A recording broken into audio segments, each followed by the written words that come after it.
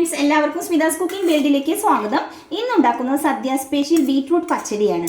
അപ്പോൾ ബീട്രൂട്ട് പച്ചടി ഉണ്ടാക്കുന്നതിന് വേണ്ടിയിട്ട് ഞാൻ ചെറിയൊരു ബീട്രൂട്ടാണ് എടുത്തിട്ടുള്ളത്. തൊലിയെല്ലാം കളഞ്ഞതിന് ശേഷം കഴുകിയിട്ട് നല്ല പൊടിപ്പൊടിയായിട്ട് അരിഞ്ഞെടുത്തതാണ്. അത് പാകം ചെയ്യുന്ന പാത്രത്തിലേക്ക് ഇട്ട് കൊടുക്കാം. ഞാനൊരു ചട്ടിയാണ് എടുത്തിട്ടുള്ളത്. അതിലേക്ക് 1 കപ്പ് വെള്ളം കൂടി ചേർക്കാം. ആവശ്യത്തിനുള്ള ഉപ്പ് കൂടി ചേർത്തിട്ട് നന്നായിട്ട് വേവിച്ചെടുക്കാം. ബീട്രൂട്ട് വെന്ത് വരുമ്പോഴേക്ക് ഇതിലേക്ക് ഒരു അരപ്പ് തയ്യാറാക്കാം. 1 കപ്പ് നാളികേരം ചിരകിയതാണ് എടുത്തിട്ടുള്ളത്. ഒരു മിക്സിയുടെ ജാറിലേക്ക് ഇട്ട് കൊടുക്കാം. ഒരു പച്ചമുളക് ചേർക്കാം. ഞാൻ ഈ ഒരു പച്ചമുളകാണ് എടുത്തിട്ടുള്ളത്. പൊട്ടിച്ചിട്ട് നാളികേരത്തിലേക്ക് ഇട്ട് കൊടുക്കാം. ഒരു നുള്ളു ജീരകം നന്നായിട്ടൊന്ന് അരച്ചെടുക്കാം. ഇത് അരച്ചെടുത്തിട്ടുണ്ട്. അപ്പോൾ ബീട്രൂട്ട് എന്തായാലും നോക്കാം. ബീട്രൂട്ട് എല്ലാം പാകത്തിന് വെന്താണ് ഇരിക്കുന്നത്. ഇതിലേക്ക് ഫ്ലെയിം നന്നായിട്ടൊന്ന് കുറച്ചതിന് ശേഷം അരപ്പ് ചേർത്ത് കൊടുക്കാം.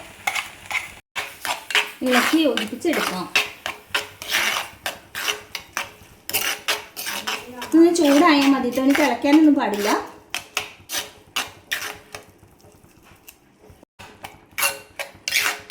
പാകത്തിന് ചൂടായിട്ടുണ്ട്. ഫ്ലെയിം ഓഫ് ചെയ്യാം. ഇനി ഇതിലേക്ക് തൈര് ചേർക്കണം. ഇതിൻ്റെ ചൂടൊന്ന് ആറിയതിന് ശേഷം വേണം, കുറച്ചൊന്ന് ചൂടാറിയതിന് ശേഷം വേണം ഇതിലേക്ക് തൈര് ചേർത്ത് കൊടുക്കാൻ. അപ്പോൾ ഫ്ലെയിമെല്ലാം ഓഫാക്കിയിട്ട് ഇങ്ങനെ വയ്ക്കാം. അപ്പോൾ ചൂട് കുറച്ച് പോയിട്ടുണ്ട്. ഇതിലേക്ക് ഒരു 1/2 കപ്പ് തൈര് കൂടി ചേർക്കാം.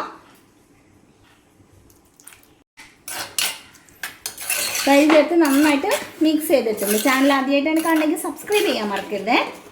നമുക്ക് താളിച്ച് ചേർക്കാം. ഇതിലേക്ക് കുറച്ച് വെളിച്ചെണ്ണ ഒഴിച്ചു കൊടുക്കാം. കടുക് ചേർത്ത് പൊട്ടിക്കാം. വറ്റൽമുളക്, കറിവേപ്പില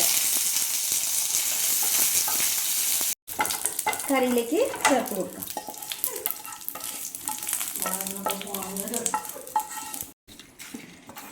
മിക്സ് ചെയ്ത് നന്നായിട്ടൊന്ന് യോജിപ്പിക്കാം. സദ്യ സ്പെഷ്യൽ ബീട്രൂട്ട് പച്ചടി നല്ല അടിപൊളിയായിട്ട് കിട്ടിയിട്ടുണ്ട്. ഒന്ന് ട്രൈ ചെയ്ത് നോക്കൂ കേട്ടോ. വീഡിയോ ഇഷ്ടമായി ലൈക്ക് ചെയ്യാനും ഷെയർ ചെയ്യാനും കമൻറ്റ് ചെയ്യാനും ഒന്നും മറക്കരുത്. താങ്ക്